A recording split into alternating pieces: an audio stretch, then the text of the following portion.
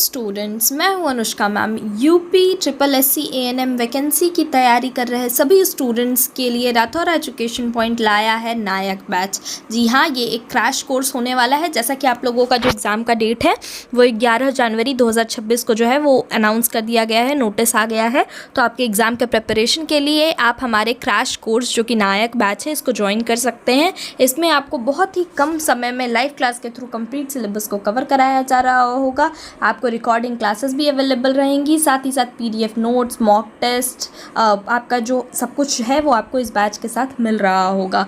इस बैच के साथ आपको सबसे मोस्ट इम्पॉर्टेंट जो है वो एक फ्री ई बुक प्रोवाइड कराया जा रहा होगा, जिसमें कि आपको जितना भी आपका कंप्लीट सिलेबस है, जो 38 टॉपिक हैं आपके इस एग्ज़ाम के लिए, वो सारा का एक निचोड़ आपको फ्री इस ई बुक के साथ मिलेगा, जो कि आपको बैच के साथ बिल्कुल फ्री मिल रहा होगा। अगर आपको इस बैच से रिलेटेड किसी भी तरह की कोई जानकारी चाहिए या आप किसी भी तरह की कोई हेल्प लेना चाहते हैं तो आप स्क्रीन पर दिख रहे इस नंबर पे कॉल या व्हाट्सएप करके जो है जानकारी ले सकते हैं।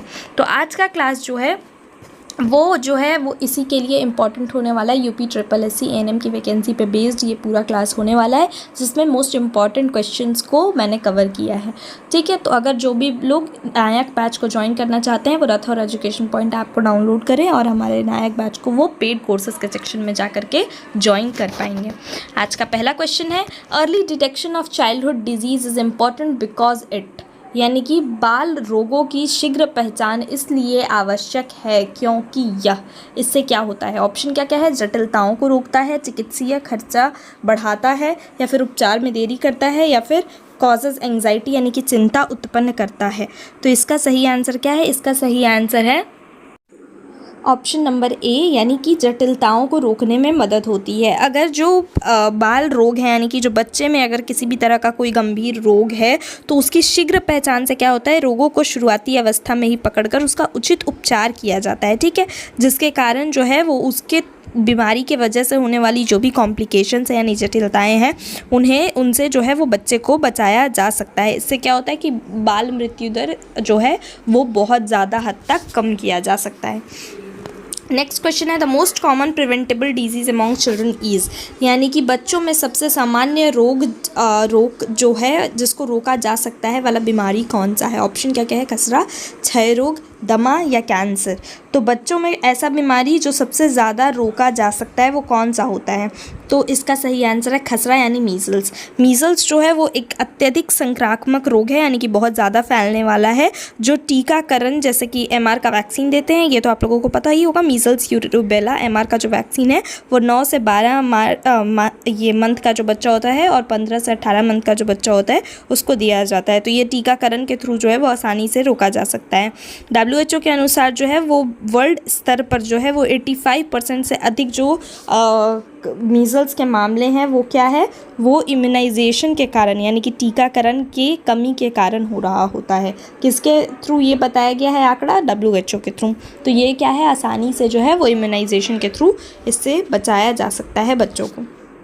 अगला क्वेश्चन है, नवजात को जन्म के 24 घंटे के भीतर कौन सा टीका दिया जाता है। ऑप्शन क्या क्या है, BCG का टीका, OPV 0, हेपेटाइटिस B 0 या ऑल ऑफ द एबव। तो इसका सही आंसर क्या है, इसका सही आंसर है ऑल ऑफ द एबव। हमारा जो राष्ट्रीय टीकाकरण कार्यक्रम है जिसे हम नेशनल इम्यूनाइजेशन शेड्यूल NISP कहते हैं, उसके अनुसार जो है वो जन्म के तुरंत बाद जो है वो 3 टीके दिए जाते हैं। BCG का टीका जो है वो ट्यूबरकुलोसिस यानी TB के खिलाफ दिया जाता है। वहीं OPV का फुल फॉर्म होता है ओरल पोलियो वैक्सीन, तो ये पोलियो के खिलाफ दिया जाता है। और हेपेटाइटिस B का जो वैक्सीन है वो हेपेटाइटिस B वायरस के खिलाफ जो है वो इस टीके को दिया जाता है। तो ये 24 घंटे के अंदर दिए जाने वाले टीके हैं जो बच्चे को हमारे नेशनल इम्यूनाइजेशन शेड्यूल के तहत दिया जा रहा होता है। MR वैक्सीन जो होता है वो प्रोटेक्ट अगेंस्ट विच 2 डिजीज़, ये अभी मैंने आपको थोड़ा सा एक्सप्लेन करते वक्त बताया था कि MR वैक्सीन जो है वो 2 बीमारियों के खिलाफ प्रोटेक्शन देता है। वो बीमारियां कौन कौन सी होती है, ऑप्शन है measles, rubella, malaria, rabies, mumps, rubella या फिर मीज़ल्स, मम्प्स। तो इसका सही आंसर क्या है, इसका सही आंसर है मीज़ल्स एंड रूबेला। मीज़ल्स और रूबेला यानी खसरा और रूबेला के खिलाफ, इन दोनों के खिलाफ जो है वो MR का वैक्सीन दिया जाता है। ठीक है, किस किस समय पे दिया जाता है, तो 9 से 12 महीने पे या फिर 15 से 18 महीने पे। ठीक है, या फिर नहीं 9 से 12 महीने पे और 15 से 18 महीने तक के बच्चों को जो है वो 2 बार MR का वैक्सीन दिया जाता है। नेक्स्ट क्वेश्चन है, which of the following is a sign of kwashiorkor. निम्नलिखित में से कौन सा जो है वो क्वाशियोरकर का लक्षण है। ऑप्शन क्या क्या है, सूजन, बहुत दुबला शरीर, धसी हुई आंखें या फिर सूखी त्वचा। तो इसका सही आंसर क्या है, इसका सही आंसर है सूजन यानी कि एडिमा। तो क्वाशियोरकर जो है वो प्रोटीन की कमी के कारण होने वाला बीमारी है। किसकी कमी के कारण होता है, तो प्रोटीन की कमी के कारण जो है वो ये बीमारी देखने को मिलता है। ठीक है, इसके कारण कुपोषण जो होता है उसके मुख्य लक्षण क्या होते हैं, तो पैर में, चेहरे में सूजन, बालों का रंग बदलना, सुस्ती, चिड़चिड़ापन, बढ़ा हुआ पेट, ये सारे जो हैं वो प्रोटीन की कमी के कारण होने वाले क्वाशियोरकर का जो है वो लक्षण है। ठीक है, नेक्स्ट क्वेश्चन देखते हैं, which therapeutic food is used for SAM यानी कि severe acute malnutrition in children. यानी कि क्वेश्चन क्या कहना चाह रहा है कि सैम यानी कि गंभीर तीव्र कुपोषण जो बच्चों में देखने के लिए मिल रहा है उसके लिए कौन सा उपचार आहार जो है वो सबसे ज़्यादा प्रयोग किया जाता है, यानी कि बच्चे को क्या खिला रहे होते हैं। ऑप्शन क्या क्या है, RUTF यानी कि ready to use therapeutic food, या फिर ORS, या फिर आयरन सिरप, या फिर मिल्क। तो इसका सही आंसर क्या है, इसका सही आंसर है ready to use therapeutic food यानी कि RUTF। ठीक है, इसमें क्या होता है, इसमें एनर्जी जो हो गया, प्रोटीन हो गया, वसा हो गया यानी फैट, विटामिन्स हो गए, ये सारे जो भी होता है वो सारे से भरपूर होता है। ठीक है, यह बिना पकाए खाया जा सकता है और जो भी बच्चे सीवियर एक्यूट माल न्यूट्रिशन से पीड़ित हैं उनके वज़न बढ़ाने में और रिकवरी में मदद करता है। ठीक है, WHO ने इसे क्या किया है, घर आधारित उपचार यानी कि होम बेस्ड ट्रीटमेंट के रूप में जो है वो मान्यता दे रखी है। किसे, RUTF यानी कि ready to use therapeutic food को। किसके लिए, तो सैम के लिए यानी कि सीवियर एक्यूट माल न्यूट्रिशन के लिए। The most common health problem among adolescents is यानी कि किशोरों में सबसे सामान्य स्वास्थ्य समस्या कौन सी है। ऑप्शन क्या क्या है, एनीमिया, ओबेसिटी, डायबिटीज़ या फिर कैंसर। तो इसका सही आंसर क्या है, सबसे ज़्यादा सामान्य प्रॉब्लम जो किशोरावस्था में देखने को मिलता है लड़के और लड़कियों में वो क्या होता है, तो वो होता है एनीमिया। किसकी कमी के कारण, तो आयरन की कमी के कारण। आयरन की कमी के कारण होने वाला ये बीमारी जो है वो किशोरावस्था में लड़कियों में सबसे ज़्यादा देखने को मिलता है, वहीं लड़कों में भी थोड़ा मोड़ा देखने को मिलता है। ऐसा क्यों होता है, क्योंकि जो आयरन का रिक्वायरमेंट है एडोलसेंट एज में वो बच्चों का बढ़ जाता है, जो कि अगर सही अमाउंट में पूरा ना किया जाए, उनके बॉडी को जितना रिक्वायर्ड है उतना ना मिल पाए, तो जो एनीमिया का सिचुएशन है वो देखने को मिलता है। वहीं एडोलसेंट एज में जो मेंस्ट्रुएशन साइकिल होता है उसमें ब्लीडिंग के कारण भी लड़कियों में जो है वो एनीमिया का केस देखने को मिलता है। भारत में लगभग 56% जो लड़कियां हैं किशोरावस्था में उनमें एनीमिया से वो पीड़ित है। ठीक है, इसका कारण तो मैंने आपको बता ही दिया। नेक्स्ट क्वेश्चन देखते हैं, reproductive and sexual health education should begin eight which stage.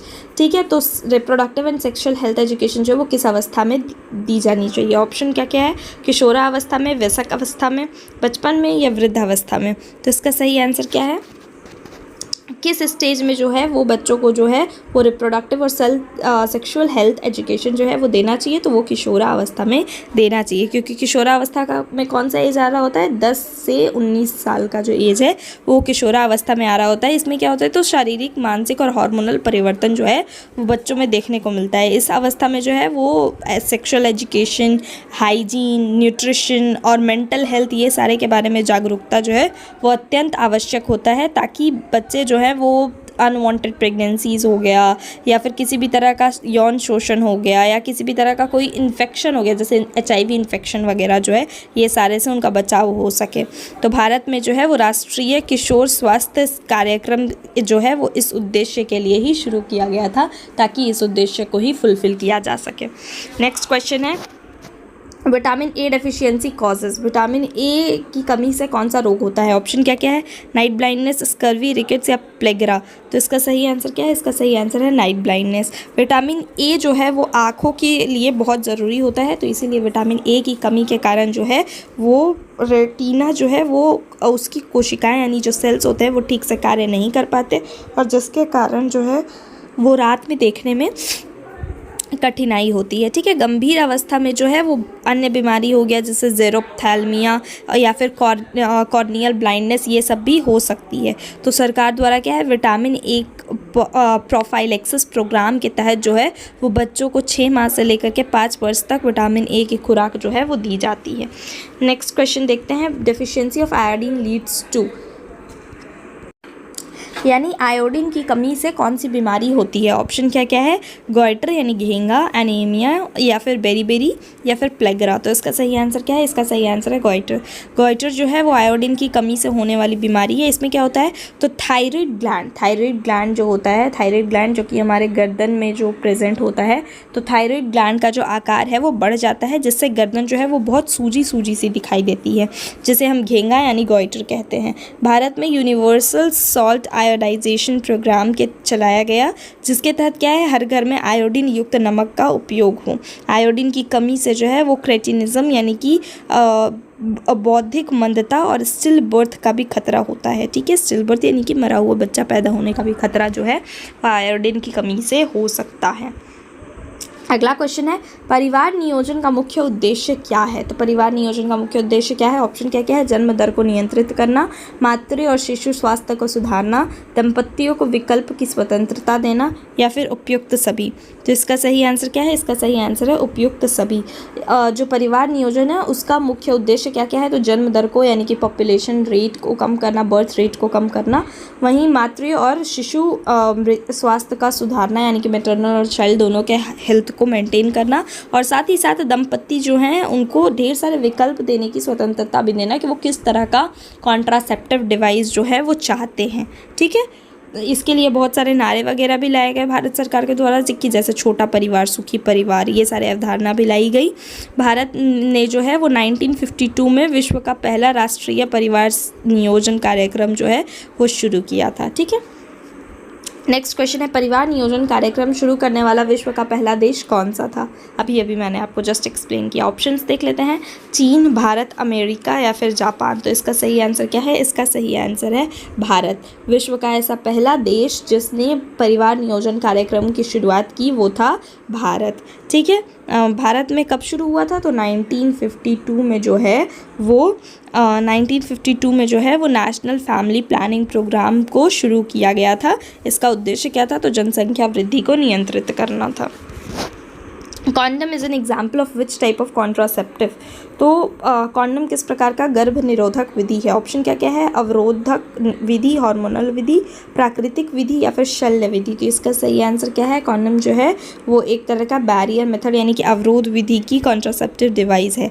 ठीक है, इसमें क्या होता है, तो इसमें जो भी स्पर्म होते हैं वो गर्भाशय तक यानी कि यूट्रस में प्रवेश करने से ये रोक रहा होता है। ठीक है, यह ना केवल बल्कि जो गर्भधारण होता है यानी कि प्रेगनेंसी उसको ही नहीं प्रिवेंट करता, बल्कि ये 85 से 95% तक हेल्पफुल होता है किसको रोकने में, तो HIV जैसे जो भी इन्फेक्शंस होते हैं उनको भी रोकने में उनके प्रति भी सुरक्षा दे रहा होता है। पुरुष कॉन्डम जो होता है वो लैक्टेस का बना होता है, वहीं फीमेल कॉन्डम्स जो आते हैं वो पॉलीयूरेथीन का बना होता है। ठीक है, नेक्स्ट क्वेश्चन देखते हैं, copper T IUCD should ideally be inserted, यानी कि कॉपर टी IUCD का आदर्श रूप से कब डाला जाना चाहिए। ऑप्शंस देख लेते हैं। ऑप्शंस है मानसिक धर्म के दौरान, मानसिक धर्म समाप्त होने पे, गर्भावस्था के दौरान, या कभी भी। तो IUCD का इंसर्ट करने का जो सबसे आदर्श रूप है वो कब होता है, तो वो होता है इमीडिएटली आफ्टर मेंस्ट्रुएशन यानी कि मानसिक धर्म समाप्त होने के बाद। IUCD जो है उसका फुल फॉर्म क्या होता है, इंट्रा यूटेराइन कॉन्ट्रासेप्टिव डिवाइस, जिसका एक एग्जांपल है क्या, कॉपर टी। ठीक है, तो ये कब डाला जाता है, तो मानसिक धर्म समाप्त होने के बाद डालना सबसे सुरक्षित होता है, क्योंकि इस समय क्या होता है, गर्भधारण की जो संभावना होती है वो कम होती है। तो इस प्रकार जो है इसका प्रभाव जो है वो कितने साल तक रहता है, 10 वर्ष तक रह रहा होता है। ये गर्भाशय यानी यूट्रस में जो है वो शीमन की जो गतिशीलता होती है उसको और फर्टिलाइजेशन को रोकता है। ठीक है, नेक्स्ट क्वेश्चन देखते हैं। नेक्स्ट क्वेश्चन है male sterilization is also known as, यानी कि पुरुष नसबंदी को क्या कहते हैं? ऑप्शन क्या क्या है? वेसेक्टॉमी या फिर ट्यूबेक्टॉमी, कैस्ट्रेशन या फिर लैप्रोस्कोपी। तो इसका सही आंसर क्या है? इसका सही आंसर है वेसेक्टॉमी। ठीक है, तो वेसेक्टॉमी में क्या होता है, जो पुरुष की जो सीमेन ले जाने का जो नली होता है यानी कि वास डेफरेंस, उसको काट करके बांध दिया जाता है ताकि शुक्राणु जो है वो बाहर ना जा सके इजैकुलेशन में। ठीक है, यह एक सरल, सुरक्षित और स्थायी विधि होती है, यानी कि परमानेंट मेथड होता है कॉन्ट्रासेप्शन का।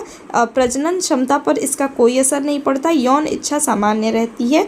तो ये जो है सरकार पुरुष नसबंदी को प्रोत्साहित करने के लिए प्रोत्साहन राशि भी दे रही होती है। ठीक है, नेक्स्ट क्वेश्चन है female sterilization is commonly called, महिलाओं की स्थायी गर्भ निरोधक विधि को क्या कहा जाता है? ऑप्शंस क्या क्या है? ट्यूबेक्टॉमी, वेसेक्टॉमी, हिस्टेरेक्टॉमी या फिर ओफेरोरेक्टॉमी। तो इसका सही आंसर क्या है? इसका सही आंसर है ट्यूबेक्टॉमी। ट्यूबेक्टॉमी जो है इसमें क्या करते हैं, तो फीमेल का जो फैलोपियन ट्यूब होता है, जहाँ से फीमेल का जो ओवम होता है वो आता है फर्टिलाइजेशन के लिए, तो उस फैलोपियन ट्यूब को जो है वो काट करके बांध दिया जाता है ताकि जो है वो अंडाणु शुक्राणु से मिल ना सके और फर्टिलाइजेशन ना हो सके। इसके बाद गर्भधारण की जो संभावना होती है वो 0.1% से भी कम रह जाती है, यानी कि इसका सक्सेस रेट बहुत ज़्यादा होता है। आमतौर पर प्रसव के तुरंत बाद जो है वो MCH कैंप में ये जो होता है क्या कहते हैं उसको, ट्यूबेक्टॉमी वो ज़्यादातर की जाती है। ठीक है, नेक्स्ट क्वेश्चन देखते हैं। The national population policy NPP of India was launched in, यानी कि भारत की राष्ट्रीय जनसंख्या नीति किस वर्ष में लागू की गई थी? ऑप्शन क्या क्या है? 1952, 1976, 2000 या 2011। तो इसका सही आंसर क्या है? इसका सही आंसर है 2000। तो राष्ट्रीय जनसंख्या नीति जो है वो 2000 में जो है वो लागू की गई थी। इसका लक्ष्य क्या था? इसका लक्ष्य था कि मातृ और शिशु मृत्यु दर को कम करना, किशोरा स्वास्थ्य, गर्भ निरोधक पहुंचाना और शिक्षा में सुधार लाना। ठीक है, इसमें इस नीति के तहत जो है वो ये सुनिश्चित किया गया था कि हर दंपति की पसंद के अनुसार बच्चे पैदा करने की स्वतंत्रता हो। नेक्स्ट क्वेश्चन है which slogan is associated with family welfare programme in India, यानी कि भारत के परिवार कल्याण कार्यक्रम का प्रमुख नारा क्या है? ऑप्शन क्या क्या है? छोटा परिवार सुखी परिवार, एक बच्चा नीति, सबके लिए स्वास्थ्य, स्वच्छ भारत। तो इसका सही आंसर क्या है? इसका सही आंसर है छोटा परिवार सुखी परिवार।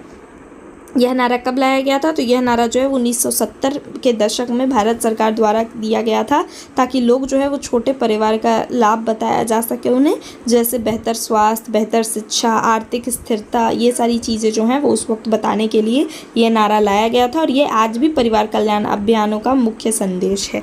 नेक्स्ट क्वेश्चन देखते हैं। The most important quality of family planning counsellor is, यानी कि परिवार नियोजन परामर्शता का सबसे महत्वपूर्ण जो गुण होता है वो क्या होता है? ऑप्शन क्या क्या है?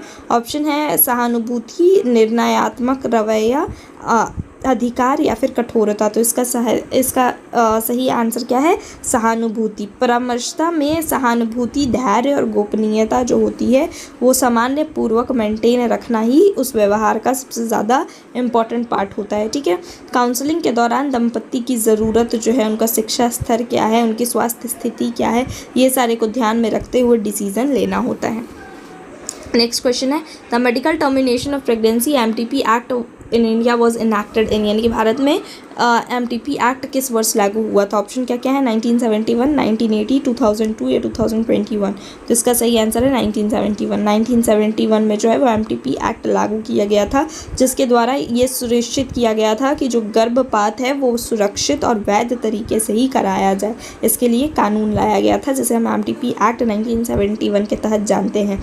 20 सप्ताह तक सामान्य स्थिति की गर्भपात जो होती है उसकी अनुमति दी गई। वहीं 24 सप्ताह तक विशेष परिस्थिति जैसे कि बलात्कार हो गया या फिर नाबालिग लड़की अगर प्रेग्नेंट है, तो ये सारे सिचुएशंस में, लेकिन केवल प्रमाणित चिकित्सा संस्थान जो अप्रूव्ड क्लिनिक है वहीं से अबॉर्शन कराना जो था वो लीगल किया गया इस एक्ट के तहत।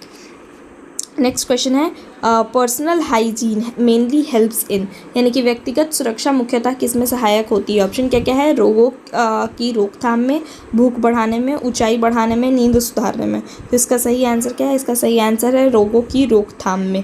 व्यक्तिगत स्वच्छता यानी कि पर्सनल हाइजीन जो है, उससे शरीर में जो भी बैक्टीरिया, वायरस या फंगस जो जमा हो सकते हैं और बीमारी कर सकते हैं, वो सारे जो होते हैं वो नष्ट हो जाते हैं, वो हट जाते हैं, और जिसके कारण इंसान जो है वो बहुत तरह की इन्फेक्शन से खुद को और औरों को भी बचा रहा होता है। ठीक है, नेक्स्ट क्वेश्चन है, हाथ धोने की सबसे महत्वपूर्ण क्रिया कौन सी होती है? ऑप्शन क्या क्या है? साबुन का प्रयोग करना, या फिर केवल पानी से धोना, या फिर केवल सैनिटाइज़र लगाना, या फिर कपड़े से पोंछना। तो इसका सही आंसर है साबुन का प्रयोग करना। हाथ धोने का सबसे प्रमुख विधि जो होता है वो धोने से चिकनाई में फंसे जो भी रोगजनक यानी कि जो जर्म्स होते हैं, जो इन्फेक्टेंट्स होते हैं, वो सारे निकल जाते हैं। तो इसीलिए साबुन का उपयोग करना जो होता है वो बहुत ज़रूरी होता है। और WHO की 5 स्टेप ऑफ हैंड वॉशिंग जो है, जिसमें सबसे पहला स्टेप क्या है? जिसमें जो पहला स्टेप है वो हाथों को भिंगाना है, और दूसरा स्टेप है साबुन को अप्लाई करना। ठीक है, यह जो है वो बहुत तरह की जो बीमारियां, जैसे डायरिया हो गया, फ्लू हो गया, कोरोना हो गया, टाइफाइड हो गया, इन सभी रोगों को रोकने के लिए 40 से 60% तक इसके होने का जो दर है उसको घटाता है। सिर्फ क्या? तो हैंड वॉशिंग। अगर हाथ जो है वो सही सलामत है तो इससे बहुत सारे बीमारियां जो हाथ से फैल सकती है वो रुकती है।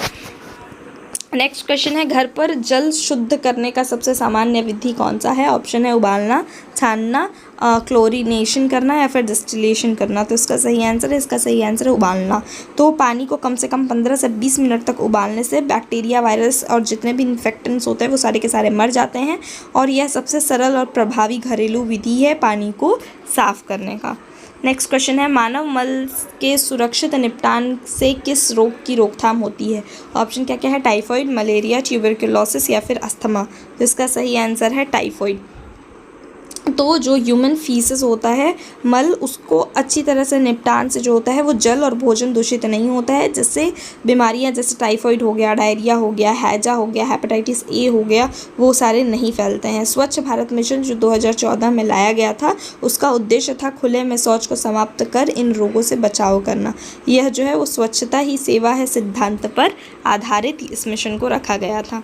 नेक्स्ट क्वेश्चन है, बैलेंस डाइट यानी कि संतुलित आहार का अर्थ क्या है? ऑप्शन क्या क्या है? अधिक प्रोटीन खाना, केवल कार्बोहाइड्रेट खाना, सभी पोषक तत्वों उचित मात्रा में लेना, या फिर जंक फूड खाना। तो इसका सही आंसर है कि सभी पोषक तत्वों को उचित मात्रा में लेना। संतुलित आहार में जो होता है वो कार्बोहाइड्रेट, प्रोटीन, फैट, विटामिन और जितने तरह के मिनरल्स हैं या वाटर है वो सारे के सारे उतने ही मात्रा में होते हैं जितने इसकी इंसान को चाहिए। ठीक है, नेक्स्ट क्वेश्चन है, which vitamin is produced in the skin bye sunlight, यानी कि धूप में जो है अब कौन सी विटामिन सूर्य के प्रकाश से त्वचा में बनती है? ऑप्शन है vitamin A, vitamin B12, vitamin C, या विटामिन डी। तो इसका सही आंसर क्या है? इसका सही आंसर है विटामिन डी। नेक्स्ट क्वेश्चन है, मलेरिया किसके कारण होता है? तो मलेरिया कौन से जो ये है उसके कारण हो रहा है? ऑप्शन क्या क्या है? वायरस, बैक्टीरिया, प्रोटोजोआ, या फिर फंजाई। तो इसका सही आंसर क्या है? इसका सही आंसर है प्रोटोजोआ। प्लाज्मोडियम प्रोटोजोआ के द्वारा जो है वो मलेरिया की बीमारी जो हो रही होती है। इस प्लाज्मोडियम जो है वो प्लाज्मोडियम फैल्सीपेरम हो गया, प्लाज्मोडियम वाइवेक्स हो गया, ऐसे ऐसे करके अलग अलग तरह के प्रोटोजोआस होते हैं। और ये किस तरह से इंसानों में फैलते हैं? तो एनोफिलीज मच्छर, ठीक है, एनोफिलीज मच्छर के काटने से जो है वो एनोफिलीज मच्छर के काटने से जो है वो मलेरिया इंसानों तक पहुंचता है। नेक्स्ट क्वेश्चन है, टीबी मेनली अफेक्ट्स, क्षय रोग मुख्यतः किस अंग को प्रभावित करता है? ऑप्शन है हृदय, फेफड़े, यकृत, या मस्तिष्क। तो इसका सही आंसर आप सभी लोगों को पता होगा, इसका सही आंसर है फेफड़े। टीबी जो है वो किसके कारण होता है? तो माइकोबैक्टीरियम ट्यूबरकुलोसिस बैक्टीरिया के कारण होता है। ठीक है, ये एक बैक्टीरिया के कारण होने वाला बीमारी है।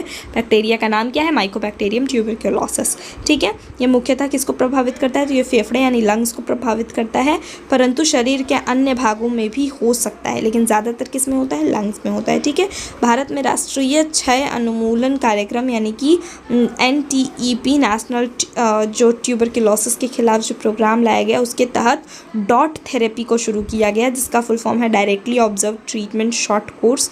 तो इसको शुरू करके सरकार का लक्ष्य है कि 2025 तक टीबी मुक्त भारत बनाना, ये लक्ष्य था। ठीक है, नेक्स्ट क्वेश्चन है डायरिया मेनली कॉजेज, डायरिया मुख्यतः किस कारण से खतरनाक होता है। ऑप्शन क्या क्या है, बुखार, निर्जलीकरण यानी डिहाइड्रेशन, इन्फेक्शन या फिर वीकनेस। तो इसका सही आंसर क्या है, इसका सही आंसर जो है वो है आपका कि डिहाइड्रेशन। डायरिया में जो होता है वो बहुत ही शरीर से जो होता है वो जल और जितने भी सोडियम पोटाशियम टाइप जो आयंस होते हैं वो सारे बहुत ही अत्यधिक रूप में जो है वो फीसेस के थ्रू यानी कि मल में जो है वो निकल जाते हैं, जिसके कारण शरीर में जो है वो पानी और आयंस की कमी हो जाती है और इसको हम क्या कहते हैं, डिहाइड्रेशन कहते हैं। इसके कारण मृत्यु तक का खतरा बच्चों में देखने को मिल जा सकता है। इसके उपचार के लिए बच्चों को या बड़ों को ORS का घोल, तरल पदार्थ यानी कि वाटर और साथ ही साथ जिंक सप्लीमेंट्स जो है वो दिया जाते हैं। WHO के अनुसार ORS से डायरिया होने वाली मृत्यु से 90% तक कमी लाया जा सकता है। नेक्स्ट क्वेश्चन है, ये हमारा आज का लास्ट क्वेश्चन होने वाला है कि निम्नलिखित में से कौन सा जीवन शैली जो है वो जनित रोग है। ठीक है, ऑप्शंस क्या क्या है, डायबिटीज़, टाइफॉइड, मलेरिया या फिर मीज़ल्स।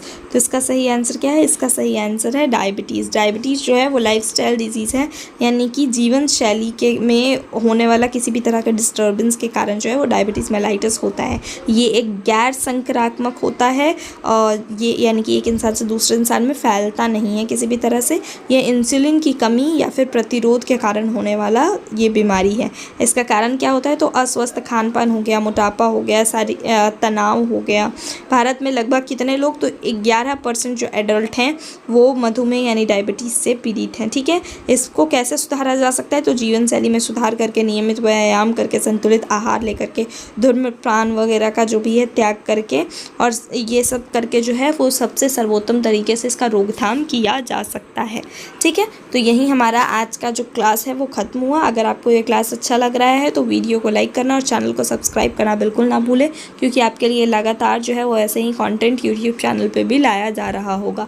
अगर आप भी चाहते हैं कि आप क्रैश कोर्स के साथ अपनी तैयारी को और बेहतर तरीके से करें तो राठौर एजुकेशन पॉइंट ऐप को डाउनलोड करें और वहीं से जाकर के पेड कोर्सेज़ के सेक्शन में जाकर के नायक बैच को ज्वाइन करें। Thank you so much.